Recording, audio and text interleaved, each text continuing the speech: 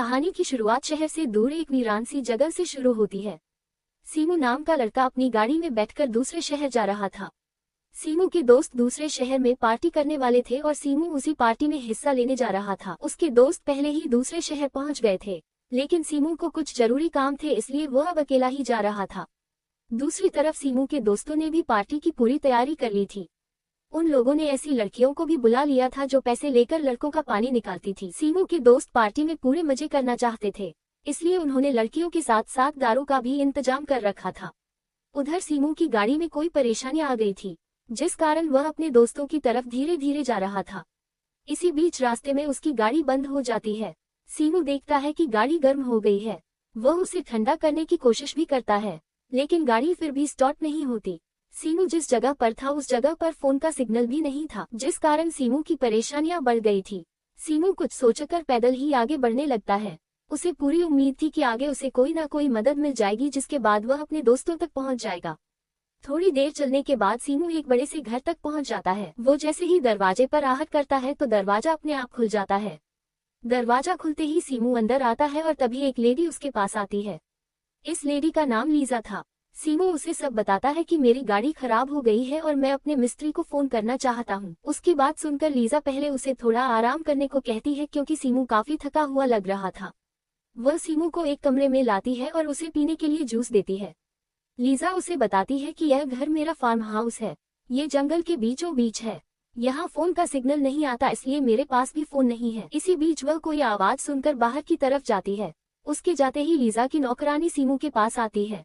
वह सीमू को कुछ बताना चाहती थी, लेकिन तभी लीजा उसे अपने पास बुला लेती है। सीमू भी उनके पीछे बाहर आ गया था। लीजा का पूरा परिवार भी यहाँ पहुँच गया था। उसके परिवार में उसका पति और उसकी एक जवान बेटी थी। कुछ ही देर बाद सभी मिलकर खाना खा रहे थे। लीजा के पति का नाम वॉन्ग था और लीजा की जवान बेटी का नाम सू था। लीजा ने अपने परिवार को सीमू के बारे में बता दिया था और उसका परिवार सीमू को अपना मेहमान समझ रहा था। सू की प्यासी नजर बार बार सीमू पर जा रही थी। वॉन्ग खाना खाते खाते सीमू को बताता है कि मुझे शिकार करने का बेहद शौक है, इसलिए मैं हर महीने यहाँ आता हूँ और दिल खोलकर शिकार करता हूँ। ऐसी ही बातें करते करते सभी दारू पीने लगते हैं। दारू पीते पीते सीमू की नजरें भी सू पर जाने लगी थी। वैसे सीमू को कल्पना करने की बेहद आदत थी। दारू पीते पीते वह कल्पना करता है कि रात को सू उसके पास आएगी और फिर वो उसके साथ पानी निकालेगी। सू की कल्पना करने के बाद वह लीजा की तरफ देखता है। लीजा को देखकर वह फिर से कल्पना करता है कि रात को जब वॉन्ग लीजा की गुफा में धमाके कर रहा होगा तो वह उनके पास जाएगा और फिर तीनों मिलकर मजे करेंगे। ऐसे ही सोचते सोचते वह एक कमरे में सो जाता है। अगली सुबह सीमू जब नींद से जागता है तो उसे घर में कई नए लोग नजर आते हैं। इन नए लोगों को देखकर वह हैरान हो गया और नए लोग भी सीमू को देखकर हैरान हो गए थे। लीजा जल्दी जल्दी उसे अपने पास आने को कहती है। सीमू उसकी बात मानकर सभी के पास बैठ जाता है।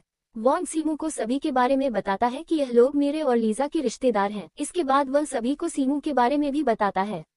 लीजा और वॉन्ग के रिश्तेदार यहाँ छुट्टियां बिताने आए थे। लीजा की बड़ी बहन का नाम सितारा था और वह दिखने में काफी तंदुरुस्त नजर आ रही थी।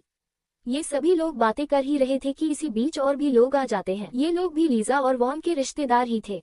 इनके आते ही लीजा ने सभी के लिए खाना परोस दिया, जिसके बाद सभी खाने पर टूट पड़ते हैं। वॉन्ग का पिता भी घर में आ चुका था।